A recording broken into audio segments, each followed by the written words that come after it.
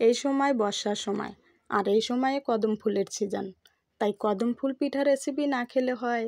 আসসালামু আলাইকুম বন্ধুরা, কেমন আছো? আশা করি ভালো আছো। আলহামদুলিল্লাহ, আমিও ভালো আছি। আজকে তোমাদের সাথে শেয়ার করব সম্পূর্ণ নতুন স্বাদের তাল কদম ফুল পিঠা রেসিপি। এটা দেখছো যতটা নমনীয়, খেতে কিন্তু তার চেয়ে আরও বেশি মজাদার, আর বানানো তো খুবই সহজ। আশা করছি ভিডিওটি তোমাদের ভালো লাগবে। ভালো লাগলে পেজটি সাবস্ক্রাইব করে আমার সাথেই থাকবে। তাল কদম ফুল পিঠা রেসিপি বানাতে প্রথমত লাগবে তাল। আমি এখানে একটা তাল নিয়েছি। এখন তালের আমি বোটাটা ছাড়িয়ে নেব। তালটা ধুয়ে পরিষ্কার করে নেব। তালটা ধুয়ে পরিষ্কার করে নিয়েছি। এখন এক এক করে আমি খোসাগুলো ছাড়িয়ে নেব।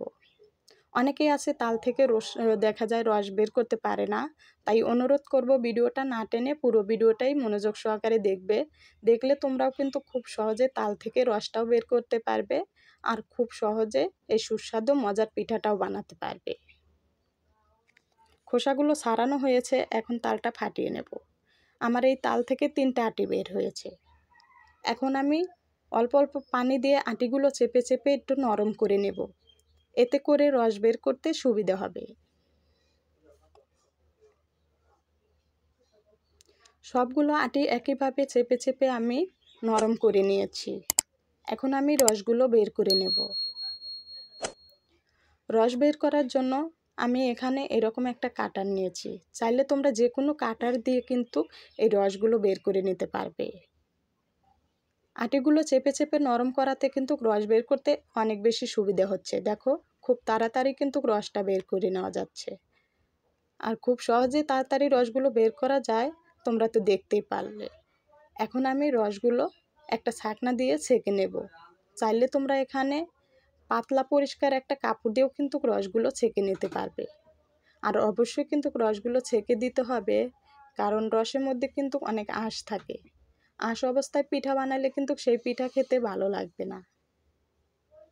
আশা করছি ভিডিওটা তোমাদের ভালো লাগবে। ভালো লাগলে একটি লাইক দিয়ে আমাকে উৎসাহ দিবে। দেখো, অনেক আঁশ বের হয়েছে, আঁশগুলো ফেলে দেব, এগুলো কিন্তু কাজে লাগবে না। এখন আমি বাদাম জাল করে নেব। এখানে বাদাম নিয়েছি, বাদামগুলো একটু গরম করে নেব। বাদামগুলো ভেজে নেওয়া হয়েছে।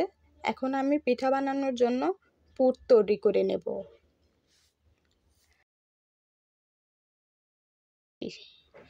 নারকেল কোরানো নিয়েছি 1 বাটি, দিয়ে দিচ্ছি সাথে গুড়টা দিয়ে দিচ্ছি আমার স্বাদ মতো। গুড়টা তোমরা তোমাদের পছন্দ মতো করে দিবে।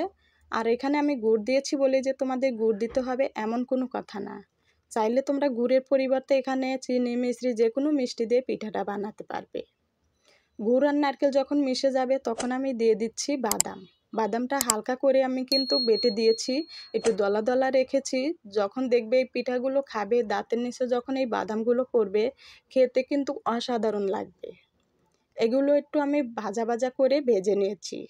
পুরটা বানানো হয়েছে। এখন আমি তালের রস জাল করে নেব। এখানে 1 কাপ তালের রস নিয়েছি, আর দিয়ে দিচ্ছি 1 কাপ দুধ। আমি এখানে দুধ দিয়েছি বলেই যে তোমাদের দুধ দিতে হবে এমন কোনো কথা না। চাইলে তোমরা দুধের পরিবর্তে এখানে পানি দিয়েও কিন্তু তালের রসটা জাল করে নিতে পারবে। দিয়ে দিলাম স্বাদ মতো লবণ। এখন খুব ভালো করে তালের রসটা আমি জাল করে নেব। তালের রসটা যত বেশি ভালো করে জাল করে নেবে, এতে করে কিন্তু পিঠাগুলো বানাতে সুবিধা হবে।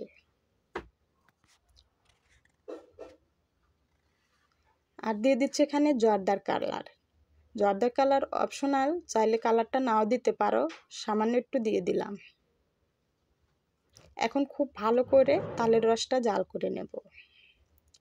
তালের রসটা খুব ভালো করে জাল করে নিয়েছি, একদম ফুটন্ত গরম করে নিয়েছি। এখন দিয়ে দিচ্ছি চাউলের গুঁড়াটা অল্প অল্প করে দিতে হবে, আর এভাবে নাড়তে হবে, নাহলে নিচে কিন্তু তলাতে আবার লেগে যাবে। আমি এখানে 1.5 কাপ চাউলের গুঁড়া দিয়েছি। এখন নাড়তে নাড়তে একটা ডোল তৈরি করে নেব। আমার চাউলের গুঁড়াটা কিন্তু দেওয়ার সাথে সাথে সেদ্ধ হয়ে গেছে। আর তোমাদের যদি সেদ্ধ না হয়, সেক্ষেত্রে কিন্তু চুলার আঁচটা একদম কমিয়ে চাপ দিয়ে ডেকে রেখে দিবে 5 থেকে 6 মিনিট, এতে করে কিন্তু চাউলের গুঁড়াটা সেদ্ধ হয়ে যাবে। আর যদি খুব ভালো করে তালের রসটা জাল করে নাও, এতে করে কিন্তু এইরকম খুব তাড়াতাড়ি চাউলের গুঁড়োটা সেদ্ধ হয়ে যাবে। এখন এটা আমি নামিয়ে নেব। গরম গরম অবস্থায় আমি এটা মুঠি করে নেব, এতে করে কিন্তু পিঠাগুলো বানাতে খুব সহজ হবে।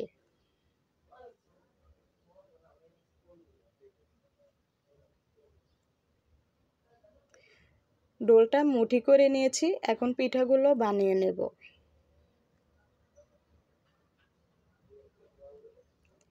এখানে নিয়েছি নারকেলের পুর, আর নিয়েছি বাসমতি চাউল। চাউলটা আমি আধা ঘন্টা ভিজে রেখেছিলাম, এখন কিন্তু অনেকটাই নরম হয়েছে, ছেঁকে রেখেছিলাম। এখন অল্প অল্প করে এইভাবে একটা দলা নিয়ে নেব। দলাটা একটু গোল করে এভাবে হাত দিয়ে চেপে চেপে চ্যাপটা করে নেব। এখন এর মাঝখানে দিয়ে দিচ্ছি নারকেলের পুর। আমরা সাধারণত যেভাবে কুলি পিঠা বানিয়ে থাকি সেভাবে কিন্তু পিঠাগুলো বানাতে হবে। কুলি পিঠা আমরা সাধারণত লম্বালম্বি করে বানাই, আর এই পিঠাটা হবে একদম ফুটবলের মতো গোল। কোথাও যাতে কোনো ফাঁকা না থাকে, এভাবে একটু ঘষে ঘষে সুন্দর করে গোল করে নিতে হবে। এখন আমি এর গায়ে চাউলটা লাগিয়ে দিচ্ছি। একইভাবে আমি সবগুলো পিঠা বানিয়ে নেব। আমার হাতের দিকে লক্ষ্য করলে কিন্তু ছোট থেকে বড় যে কেউ খুব সহজেই পিঠাগুলো বানাতে পারবে।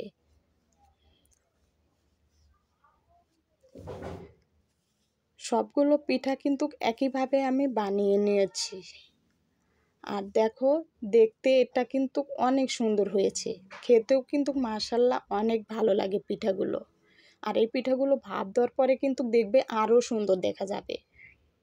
ভাপ দেওয়ার জন্য চুলাতে আমি আগে থেকেই পানি গরম দিয়েছিলাম, দিয়েছি একটা ছাকনা। ছাকনার উপরে এখন একটা একটা করে পিঠাগুলো দিয়ে দেব। চাপ দিয়ে ডেকে 5 মিনিট আমি সেদ্ধ করে নেব। এই পিঠাগুলো সেদ্ধ করতে কিন্তু বেশি সময় লাগে না, 5 মিনিটের মধ্যেই কিন্তু সেদ্ধ করে নেওয়া হয়ে যায়। তো দেখো, পিঠাগুলো কিন্তু মাশাআল্লাহ অনেক সুন্দর হয়েছে। কেউ কিন্তু ধরতেই পারবে না এটা তালের কদম ফুল পিঠা। এটা কিন্তু সবাই মনে করবে এটা আসলেই কদম ফুল। তো বন্ধুরা, দেখতে যতটা নমনীয় হয়েছে, পিঠাগুলো খেতেও কিন্তু অসাধারণ।